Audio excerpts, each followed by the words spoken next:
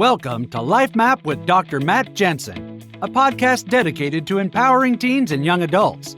Join us on a journey of self-discovery as we tackle overcoming obstacles and challenges while igniting your true potential in rising to the best version of yourself. Here's your host, Dr. Matt Jensen.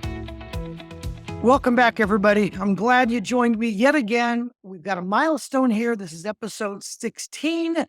This marks 4 months that we've been doing our podcast. I want to thank each and every one of you for your generous gift at sharing some of your day with me and listening to some of the thoughts that we have as they relate to our life map, our journey through life, learning to enjoy the beauty and the scenery while trying to avoid or overcome the hazards. And we know that hazards are a part of just about every aspect of our life. In fact, I get a little bit ashamed and embarrassed at my reaction just down the road. It seems like they just cannot get done with the road construction on the road that I live on. They fix something and then they tear it up and do it again. And I get frustrated, but then I'm reminded of the message that I have as I meet with each of you in this podcast every week. And that's challenges, obstacles, and hazards.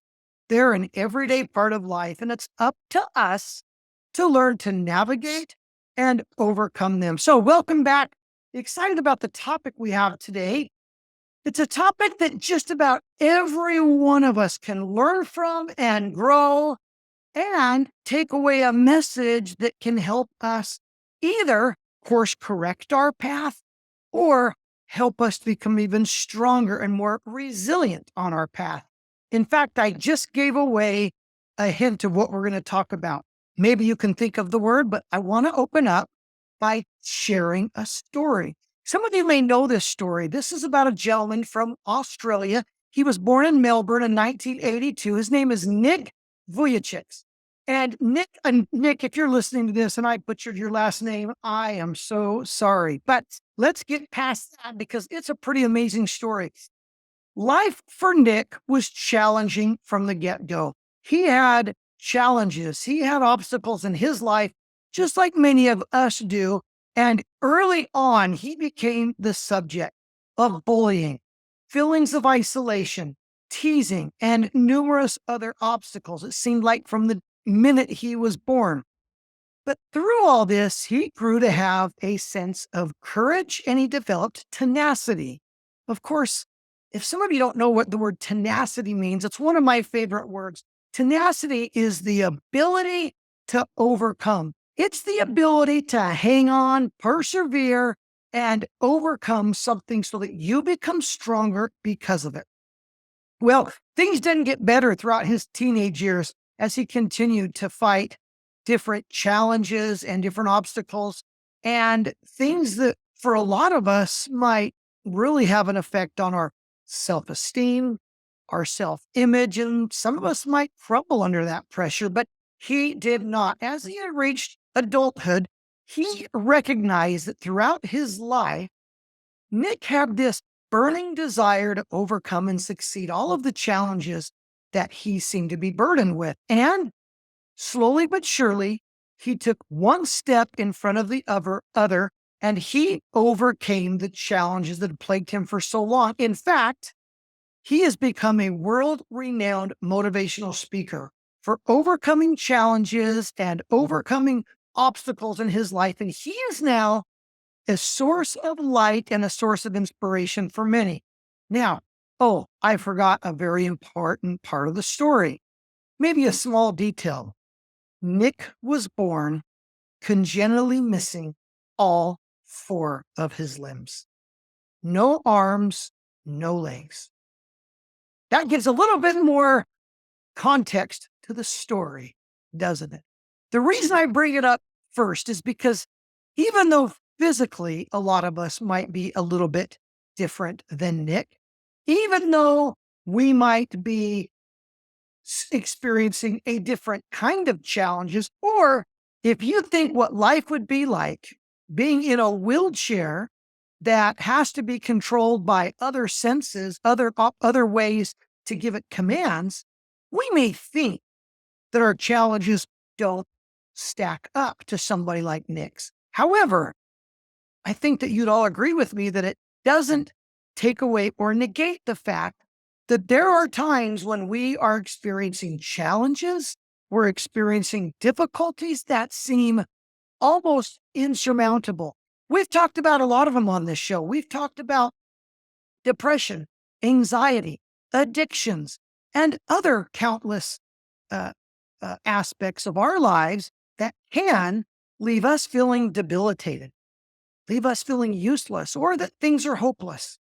So many young people I talk to, and so many even adults, young adults, feel like their pathway is kind of chosen for them, that they feel like there's not a lot that they have other than the minor choices in life: when to wake up, what to eat for breakfast, when to go to sleep, what music to like. But other than that, they feel like their path is already chosen.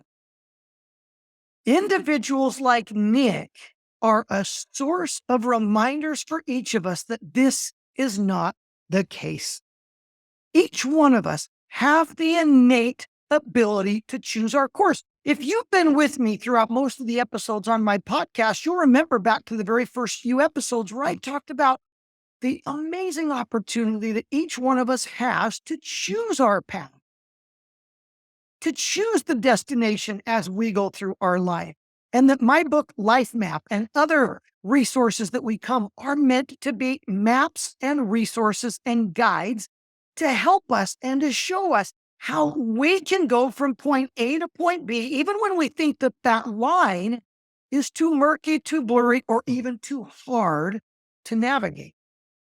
And so I hope this story of Nic, and by the way, I'm like I do in all my show notes, I'm going to put a link to a way to resources where you can find and read about his story more often, because the more that we read, the more that we come to understand individuals that may seem different from us, and that they have been able to overcome challenges that might even be much more difficult than we think ours are. It helps to break and loosen the bands that hold us back from believing in ourselves and in our ability, not just to doing something that we want to do, but on the difference that we can make on others when we choose to do it. One of the greatest sources of satisfaction, happiness, and accomplishment for any of us can be that we can overcome challenges, but that we can change lives and inspire others in the process of doing it. So it's my wish and my hope that as we review a couple of things in this episode, that each one of us can reach down deep inside of us, that we can recognize that we are more capable of accomplishing and doing and succeeding than we think that we are. And this message cannot be more appropriate than for you, my teenagers, my college students, my young adults, those of you between the ages of 14 and 22, where you're going through challenges, college, jobs, social pressures, that this episode should be a source of inspiration for each of you. And if you're parents or family members, or even if you're just tuning in because you like the sound of the episode, each one of us have the ability to dig a little deeper and to find a path forward to accomplishing the goal or the objective that we are passionate about or that we have longed to accomplish. Let me share a quote with you. I love quotes, but especially ones that are practical, right? Vince Lombardi, I've quoted him before, the great renowned football coach. Listen to what he said. He said, the difference between a successful person and others is not a lack of strength. It's not even a lack of knowledge, but rather a lack of will. So when we decide that there is something we want to accomplish, when there is a task, an objective, a goal, something that we want to accomplish, what do we need to do? What's the first step in accomplishing that goal? The first step is having the desire and the will, not just to do it, but to begin the journey of accomplishing it. That means if you want to be a professional basketball player, if you want to be a lawyer someday, if you want to be a successful businessman and you think, my goodness, these people that have done this, I don't think I can do that. Or for if you adults are listening and you've already got your vocation and you've fulfilled some of your childhood dreams, what is it that is your passion now? What do you want to accomplish now? I have a friend I met or not met. I have a friend I was talking to some time ago, a year or two ago. And this friend of mine, she is full of great ideas and she's a very insightful individual. And I told her, why don't you write a book about these? And of course, the thought process was, well, oh my goodness, I'm not a writer. I don't know the publication process. And I started to explain to her some of the process. I said, but here's the thing. The first step is the hardest one. It's not the writing. It's not the publication. It's not the research. It's the decision that you'll take the next step to accomplishing it. But yet, here's the great thing I'm going to share with you is many times it's not even attaining the goal that becomes our crowning achievement. No, it's the perseverance and the resilience that we develop by persevering and deciding to go even if it's against odds, even if it's overcoming one challenge after another. When we look back and we see just how difficult or challenging the path is that we came, even if we haven't yet accomplished our goal, we can look back and see the personal growth that has occurred. That in of itself is an amazing accomplishment and something that we can be proud of. If you remember the story, I'm going to mess it up because it just came to me, but I want to share it with you because it applies. There was a God and there was a man. And the man came to the God and he said, I want to be the strongest person in the world. And the God said, are you willing to do anything for it? And the man said, I will do anything for it. And the God showed the man a big boulder and he said, okay, begin by pushing that rock up the top of the hill.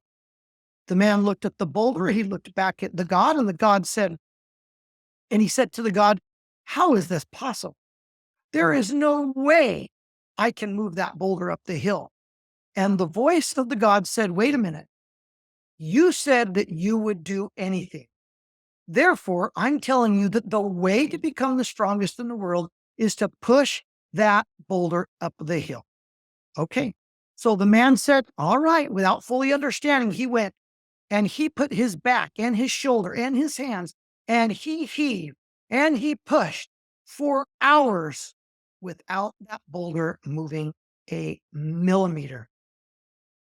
The next day he woke up about to give up, but then he realized, no, I said I would do anything. So I'm going to find a way to get that boulder to move.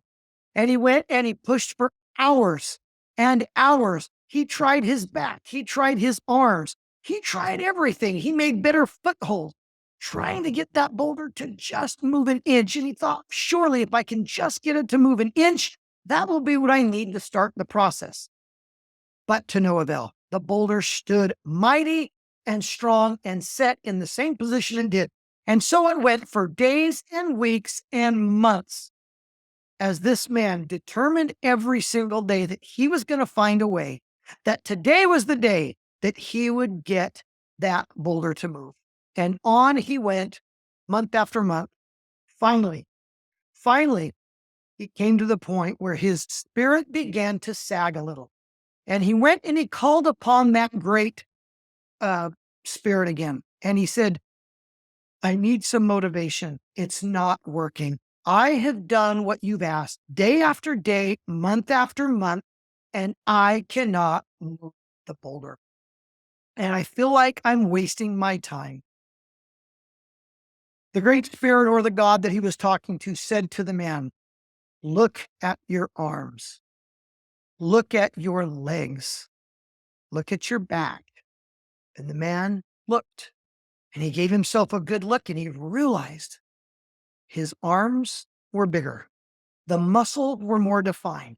His back was much stronger than it was before. His legs, his thighs, his calves had grown, almost doubled in size. And he said, wait a minute. You told me that I would become the strongest man if I got that rock up to the top of the hill, to which the God or the person he was talking to said, no, I didn't tell you it would happen after you got the boulder to the top of the hill. I told you that you needed to go and move the boulder to the top of the hill. The very act of you doing what I said and you not giving up and you putting your heart and your soul and all that you had into pushing that boulder has brought you to the point now where you have become the strongest man in the area. And so it goes. So many times, each one of us might feel like we're just not making progress. Do we quit? Do we give up? Or do we just keep pushing? You know, the human body, the human mind is much more capable than we think it is. In fact, science backs this up. You know, if you think about a simple task, have you ever, most of us did this when we were younger, we see how long we can hold our breath underwater. Or when we're swimming with our friends, we all say, let's see who can keep our breath under the water the longest, and somebody will count for us, right? You remember that game? We all did it. And we all held our breath. How many of us at the first moment of discomfort decided to give up and reemerge from the top of the water to find out we'd only been under the water 8 or 9 or 10 seconds? I was that person. I couldn't even hold my breath during swimming lessons when I was, 5 or 6 years old for more than 10 seconds. I thought it was impossible. Well, I want to now call your attention to another pretty amazing story that demonstrates, in the example of lung capacity, that physiologically we are more capable than we think we are. Natalia Molchanova, a Russian freediver, holds many records with freediving. In fact, one of the records she holds is the deepest, longest freedive. Now, I guess in freediving, it's not really a time, it's a distance.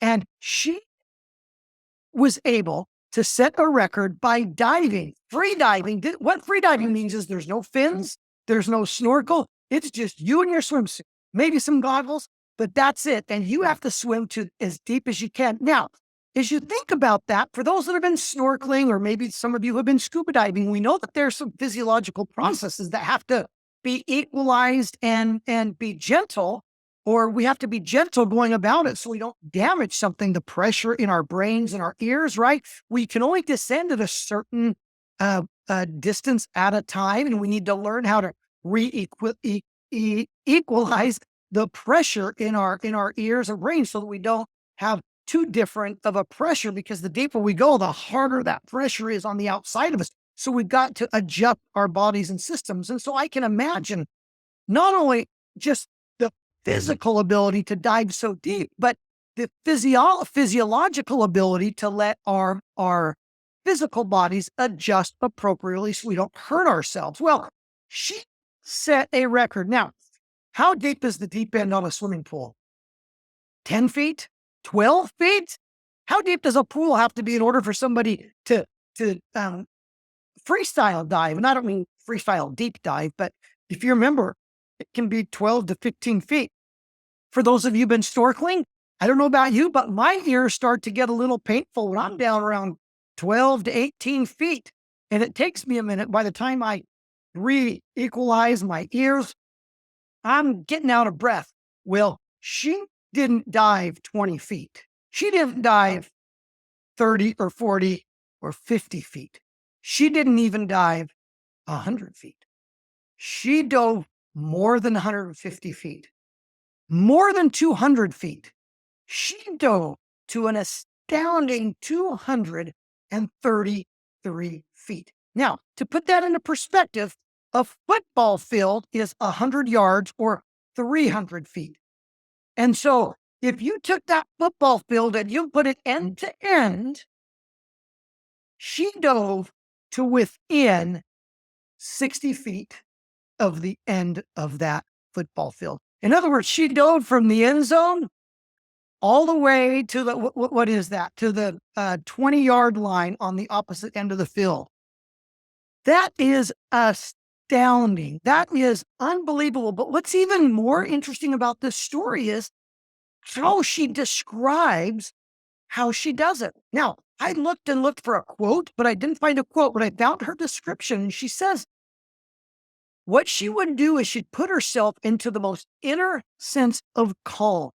She learned to calm herself, regulate her heartbeat, and then she would go and deeper and deeper. And then she said this, when I felt like I was to the end, I told myself, just go 1 or 2 more seconds. And she would get to that 1 or 2 more seconds. And then she would say, I can go 3 more seconds. And she was amazed that she was able to still do it. Now, remember, she still had to reemerge. It's not like she could push on the gas and just get to the top in a few seconds. She had to do it incrementally so that her eardrums, so the pressure inside of her head didn't overwhelm her system. But she said at the end, she mentioned in the articles that she was empowered by the fact that she knew she could go further and deeper than what her mind or her fears tried to tell. And she did.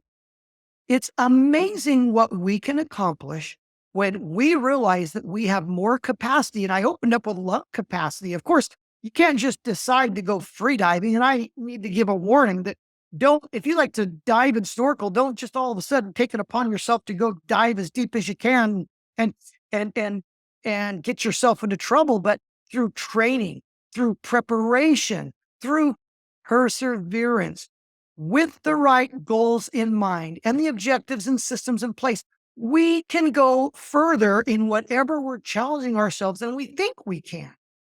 Now, think about this to all of us. What is it that challenges you? Is it your schoolwork? Do you have an addiction? What about depression, anxiety?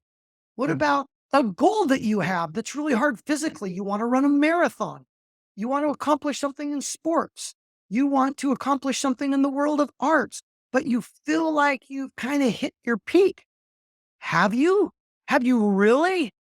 Take a step back and now ask yourself, okay, what can I do to prepare? What can I do that will help me get to the next step of my struggle to get past?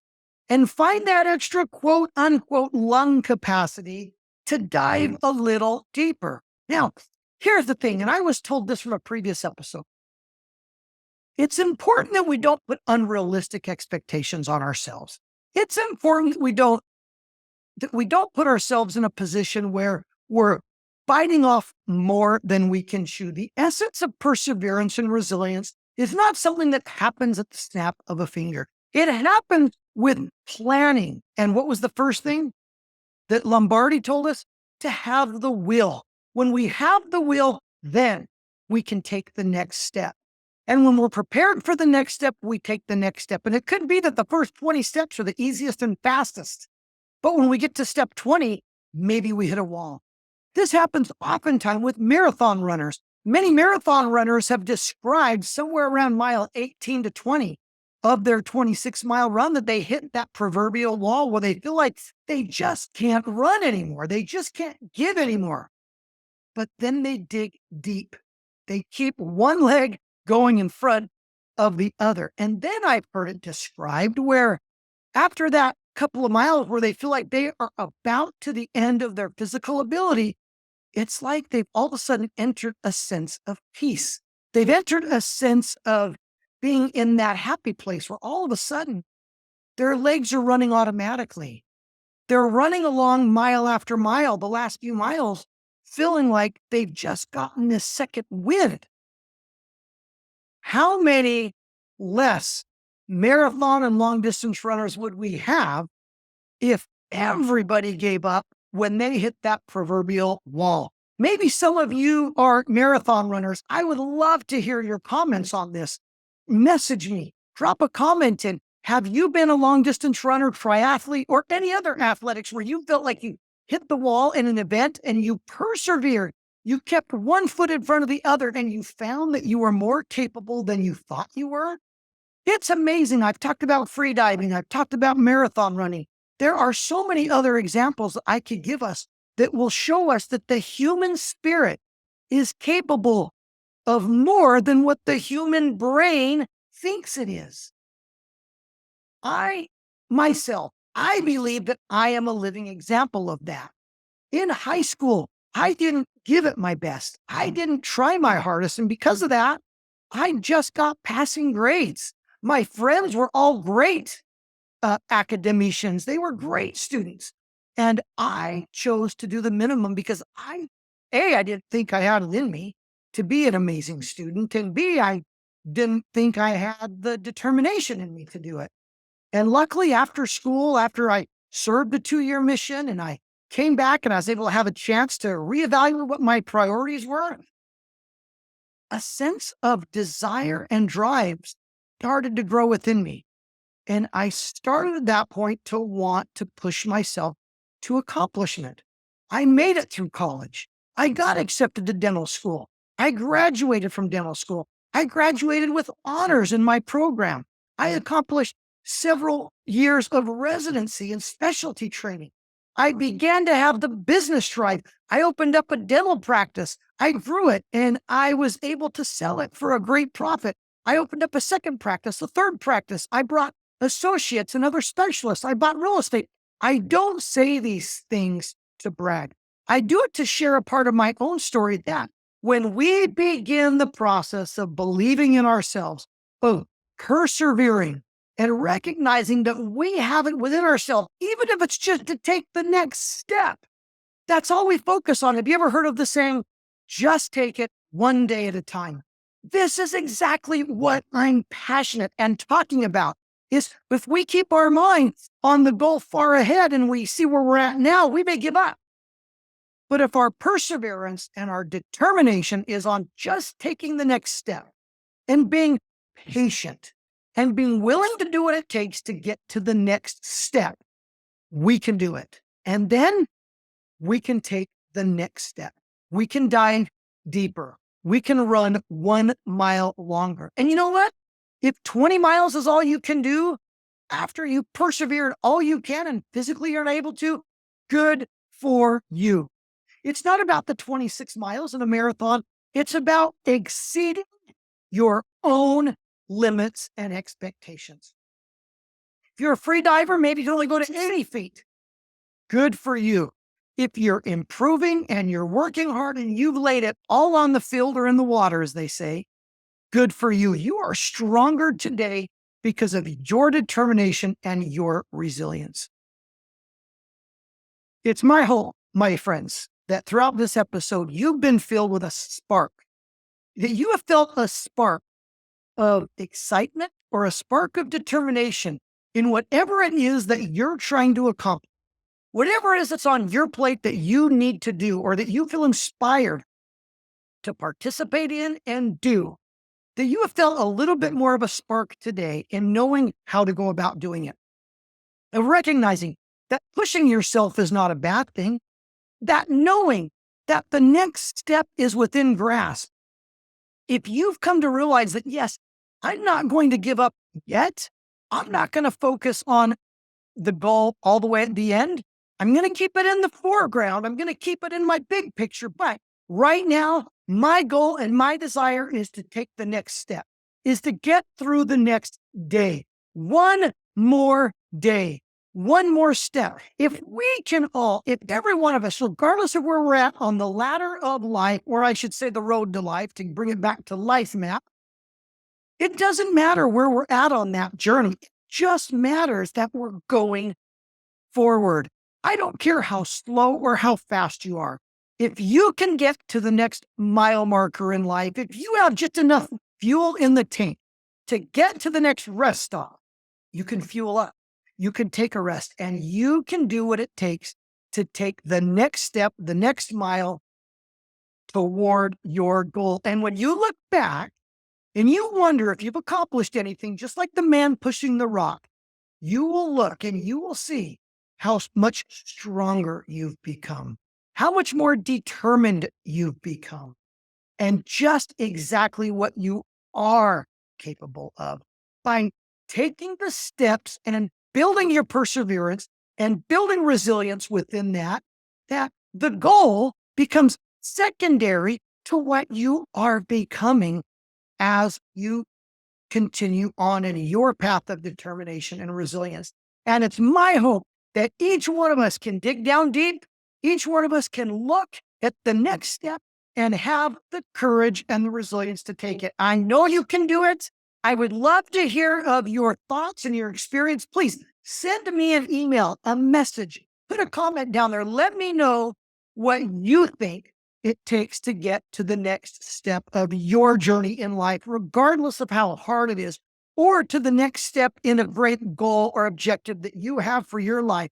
What will it take for you to gather the resilience and the determination to take it? Maybe you gave up. It's not too late to continue the fight and to continue your journey forward. And I invite each one of you to do that. And I am here to cheer you along and to do it. I keep saying this in every episode, drop me a message, drop me a question. I'm here to help you take the next step in your journey. Thanks for joining me, everybody. Thanks for joining me today. I am so honored that you choose to take a few minutes out of your week to spend with me. And I hope that you'll share our channels with your friends. Think of somebody who could use something uplifting. Drop them a link. Be a reason for good and help them recognize that they have what's in them to accomplish great things. Thanks, everybody, and I'll see you next week. And until then, keep moving, keep punching, keep running, and we'll see you next time.